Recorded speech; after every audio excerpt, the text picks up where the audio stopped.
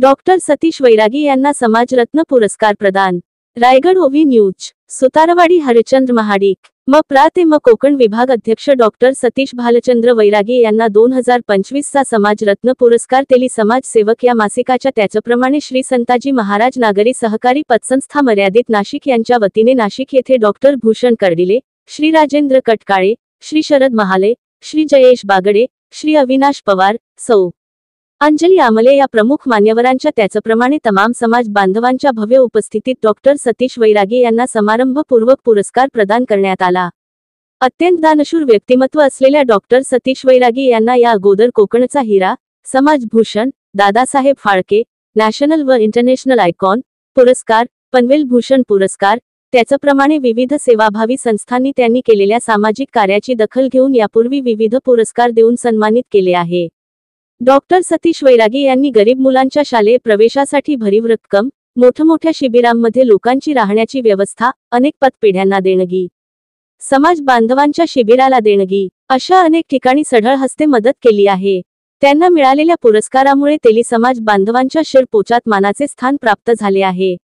त्यांना मिळालेल्या पुरस्कारामुळे अनेक समाज बांधव, मित्रपरिवार त्याचप्रमाणे सामाजिक पुढारी आदींनी अभिनंदन केले आहे। संताजी महाराज की जय। बोला संताजी महाराज की जय।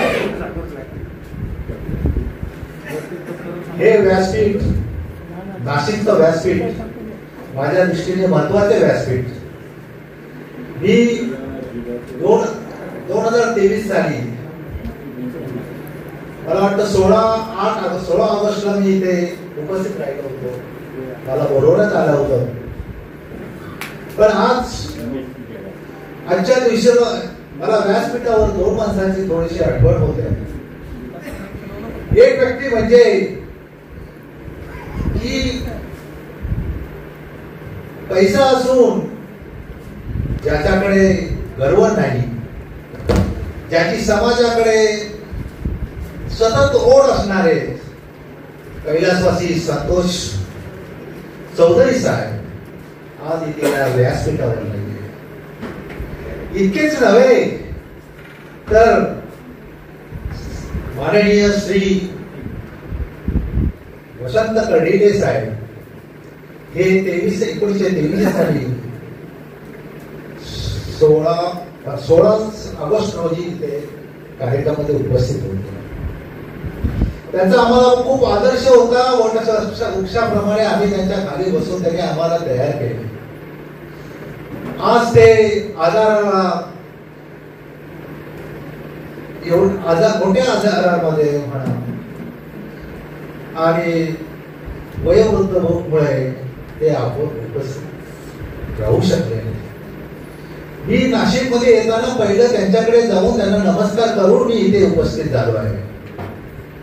मी पनवेलला आमच्याकडे धोधो कोकणामध्ये पाऊस पडत असताना सुद्धा मी इथे उपस्थित झालो। ते केवळ श्री भूषण कर्डिले साहेब आणि नाना शेलार यांना मला नाही बोलता येत नाहीये।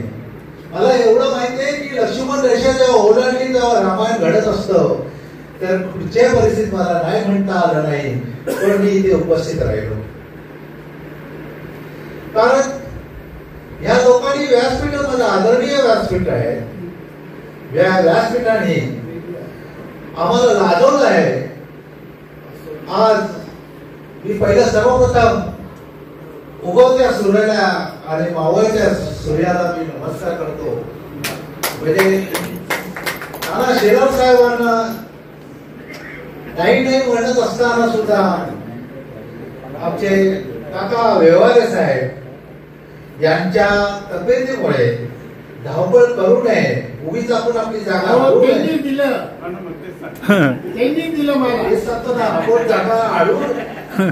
आपली जागा अडून आहे, आपली जागा दुसऱ्यांना कोणातरी द्यावी या दृष्टिकोनातून त्यांनी त्यांना आग्रह करून दिली आहेत। मला माहिती आहे नानासाहेब ही काका हे समजोता ट्रेन आहे, ही पुढच्याही आज इतके वर्ष हे समजोता ट्रेन प्रमाणे शांत, कितीही गोंधळ झाली तरी त्याच्यामध्ये दोघं पार्टीला शांत करून एक जो आणण्याचा प्रयत्न केला आहे की जेणेकरून संघटनेला पुढे धक्का पोहोचू नये, हा उद्देश काका व्यवहारे साहेबांचा होता आणि त्याप्रमाणे आज इतके वर्ष हा व्यवहार त्याने आपलं आदर्श म्हणून आम्ही त्यांनी हा चालवला.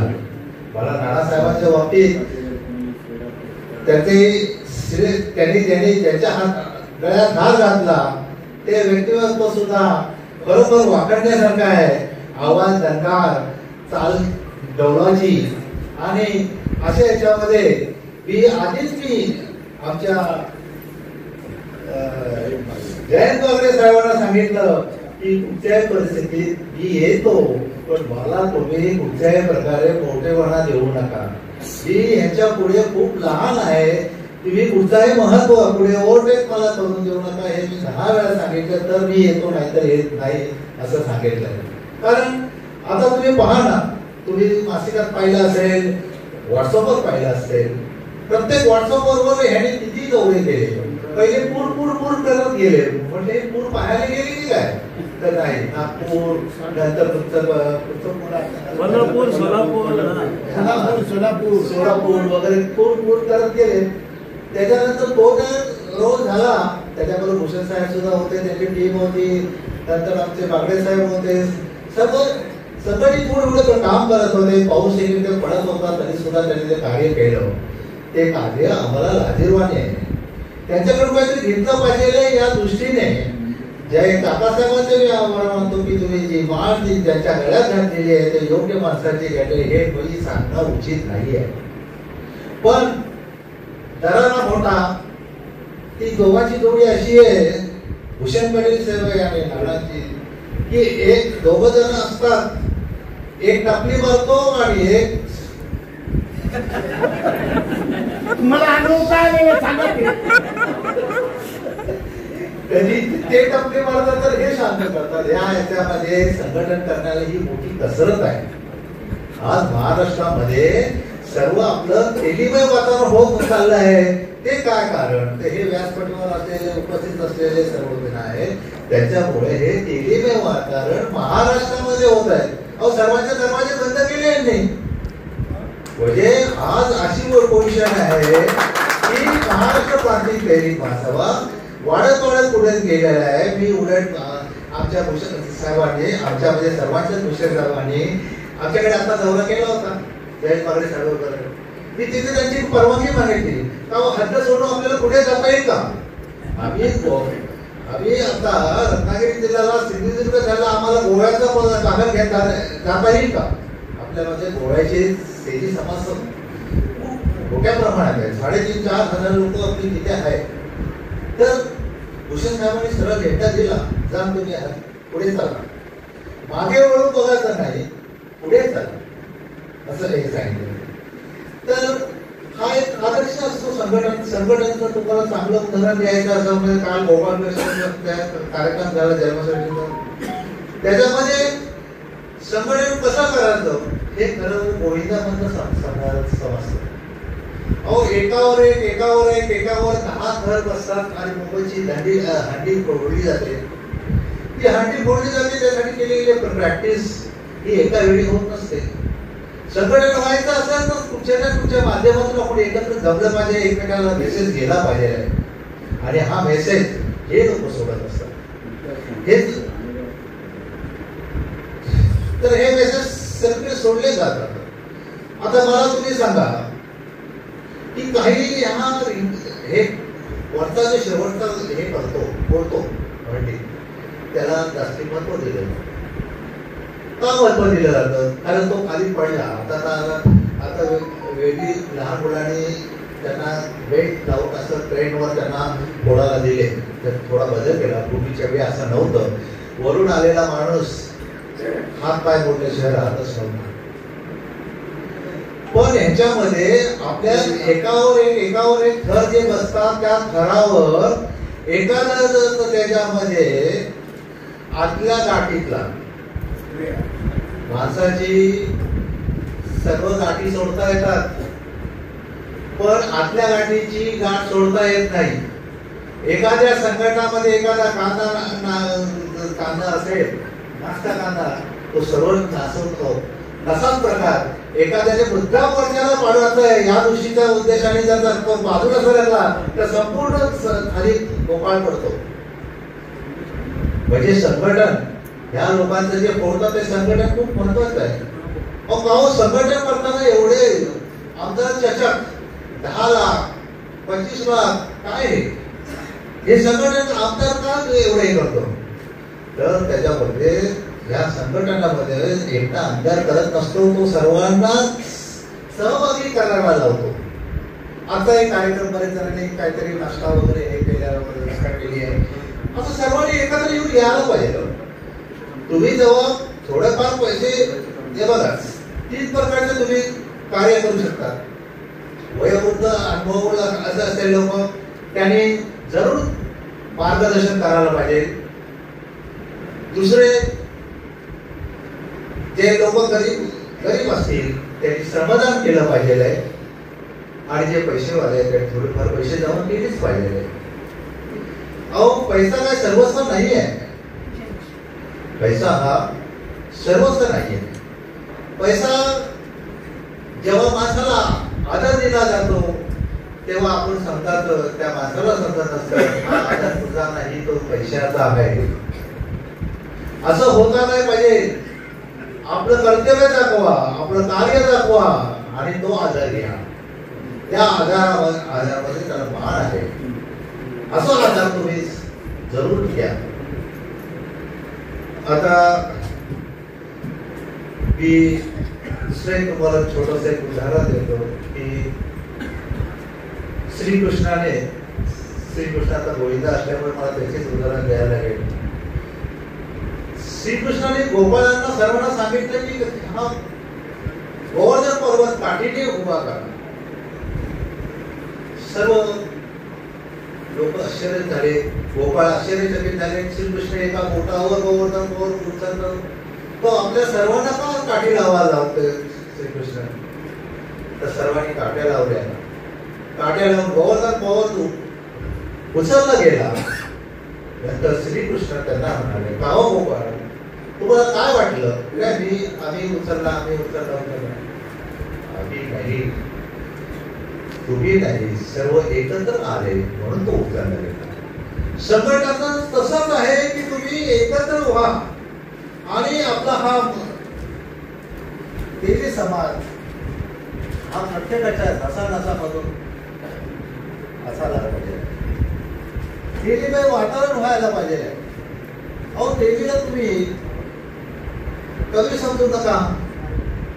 तुम्ही महान इतिहासामध्ये तुम्ही गेले असाल तर भामा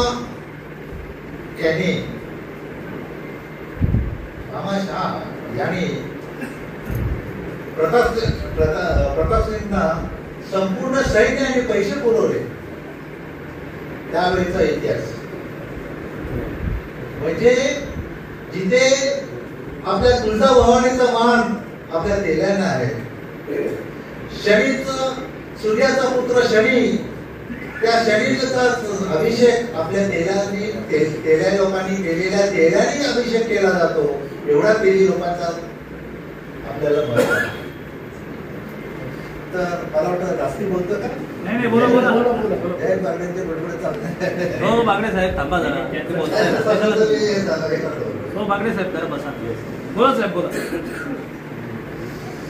आता खरं म्हणजे नामदेव नामाचा नामदेव कसा झाला? अहो इथे तुम्ही संघर्ष करता. संघर्ष केल्यानंतर आपल्याला महत्व होते. नाना शेलारांनी स्वतःचे दिवस आठवावे पूर्वीचे किती संघर्ष केला तेव्हा त्यांना राजयोग आला आहे. भूषण कडिले साहेबांना माहित आहे त्यांच्या वडिलांनी किती सहन हे केलेलं आहे. त्यांच्यामुळे त्यांना राजयोग आलेला. अशोक काका वेगळा कॅप्टनच आहे. त्यांना तर आपल्याला राष्ट्रपती पुरस्कार मिळालेला आहे. अशी थोर लोक आपल्या एकमध्ये आहे. त्याचा पण फायदा का घेत नाही हेच मला समजत नाहीये. आपण त्यांच्या बरोबर खांद्याला मला एक संघटनेचं कारण एक समजलं आहे की जो गरीब आहे त्या गरीब मध्ये संघटन करायला तो घाबरतो. जो मध्यम आहे त्याला वेळच नाही, आणि जो श्रीमंत आहे त्याला समाजाची जरुरीच नाहीये. एकदम बरोबर सांगितलं. श्रीमंत आपल्या समाजामध्ये इतकी श्रीमंत लोक आहेत की त्यांना समाजाची काही जरूर नाही. त्याचा माझा किस्सा असा होता की मी डेप्युटी इंजिनियर असताना माझा साहेब एक्झिक्युटिव्ह होता, माझं प्रोफेसर व्हायचं होतं. तो सोलापूरच्या काळीभूमी अण्णाव द्या साहेबांचं, मला आता काय बोलतात जास्ती बोलता येत नाही त्यांच्याबरोवरती, कारण शेवटी मान हात धरलाच पाहिजे एक्झिक्युटिव्ह होतात. जाईपर्यंत मी तेली आहे पण मला सांगितलं समजलं नाही किंवा कोणाला सांगितलं का हा तेली सांगायला लाज वाटते तुम्हाला? आपल्याला अभिमान वाटायला पाहिजे तेली आहे मी. अहो नरेंद्र मोदी साहेब आपले आहेत, एवढंच तुम्ही म्हणा मी कुठच्या पक्षाला आहे, पक्ष मला माहित नाही, मला मी केली आहे एवढं मला माहिती आहे. आता हे वेगळ्या पक्षाची लोक एकत्र जवळ बसतात की नाही? त्यांनी डोक्यात ठेवलं का आम्ही बीजेपीचा राष्ट्रीय काँग्रेसचा आहे असं डोक्यात ठेवलं का? नाही. ही तळमळ कसली समाजाची, समाज आपला विस्तार व्हायला याची समज ह्याची आहे.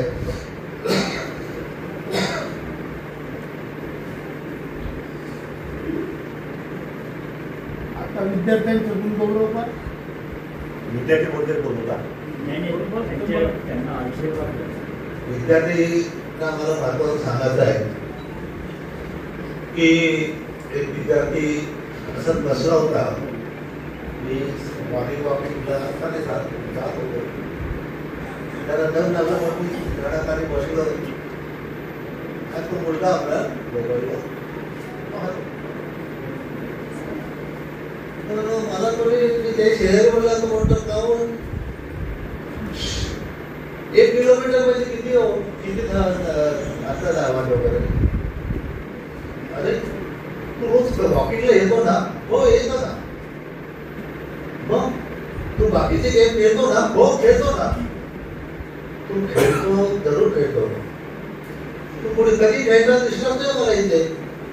अहो मी रोज इथे मोबाईल घेऊन बसतो ना, त्या मोबाईल मध्ये फुटबॉल आहे, त्याच्यामध्ये चेस आहे, त्याच्यामध्ये तुमचं बाकी सर्व प्रकारचे कबड्डी आहे, सर्व प्रकारचे गेम्स मध्ये आहे. आता ती मुलं ही सर्व गेम जे मोबाईलवर खेळतात ती सर्व हे गेम मोबाईलवर त्याचे प्रत्यक्ष त्यांची काही एक्सरसाइज काही होत नाही. घरामध्ये आजच्या उपस्थितीमध्ये विद्यार्थी कमी दिसतात आहे. खरं म्हणजे विद्यार्थ्यांनी आपल्या ह्या स्टेजवर शाबासकी घ्यायला धावत यायला पाहिजे, जमा झाले पाहिजे. कारण हा जो विद्यार्थी किती मोठा झाला तरी समाजाचा त्यांना हातभार असतो, समाजाची त्यांना स्फूर्ती असते. तर ह्या तुम्ही याच्यासाठी नेहमी मुलांनी ते काही असो, तुम्हाला गुलाबाचं फुल दिलं तरी हरकत नाही, पण ते आम्हाला व्यासपीठावर मला आदर्श फोटो दिले हे महत्वाचं. तर त्यासाठी विद्यार्थ्यांनी जास्तीत जास्त इथे जमायला पाहिजे. विद्यार्थ्यांनी आपल्या आपल्या शेजारच्या ह्याच्यामध्ये मला मार्क्स जास्ती आहे, याला मार्क्स कमी आहे, तसं माझ्या आई वडिलांनी कधी काही करू नका. आणि प्रत्येक ठिकाणी आई वडील पाल्याने आपल्या घरामध्ये संक्रांतीचा फोटो लावून ठेवा. त्याने मोठेपणे विचारायला नको की काय हे कोण आहे म्हणून. लहानपणापासून त्यांचे संस्कार असे झाले पाहिजे की तेली समाजामध्ये त्यांना ओढ वाटतो. आणि सर्वात मोठी भीती चालली आहे की आपल्याला एक तर मुलगा शिकतो, एक तर मुलगी शिकते, आणि त्याच्यामुळे आपल्याकडे इंटरकास्ट इतके होत चालले आहेत की मला आश्चर्य वाटते की ही आपली उत्पत्ती कधी उत्पत्त राहणार आहे. हा फार गहन प्रश्न आहे. आपण सर्वांनी मुलांनी शिका, मुलींनी शिका, आणि तुम्ही आपल्याच समाजाचा मुलगा, आपल्या समाजाचा मुलगी घ्या. प्रत्यक्षात मी जरी बोलत असो तर माझ्या बाबतीत आमच्या बाबतीत कधी घडलं नाहीये तसं. म्हणजे ही सर्वेची माझी सुद्धा गोष्ट आहे, माझ्या घरात आहे. तर जास्तीत जास्त आपले इंटरकास्ट जे आहेत ते इंटरकास्ट करू नका. आपला तेली सुद्धा काही कमी नाही आहे. तेलीचे कारकिर्दी पाहिजे, मुलींची पाहिजे, अतिशय वापरण्यासारखी आहे. आणि आपला समाज प्रत्येक ठिकाणी विखुरलेला आहे. इतका विखुरलेला आहे की पूर्वी तेलाच्या घाण्यावर तेली आपल्या संसार चालायचे, कंपन्या आल्या, तेलाच्या घाणी बंद पडल्या आणि माणसं गरीबी परिस्थिती राहिली. आमच्या कोकणामध्ये, मला कोकण हा शब्द बोलायलाच लागेल कारण मी महाराष्ट्र प्रांतिक तेली महासभेचा कोकण विभाग अध्यक्ष आहे. कोकणाच्या याच्यामध्ये तुम्ही कधी बातमी ऐकली का हो की एखाद्याने याच्या बाबतीत, शेतीच्या बाबतीत किंवा गरिबी आपले हक्काचे मराठी चॅनल रायगड ओवी न्यूज चॅनल सदैव आपल्यासोबत. रायगड ओवी न्यूज चॅनल नेहमी पाहत रहा, लाईक करा, सबस्क्राईब करा आणि बेल आयकॉनवर क्लिक करायला विसरू नका.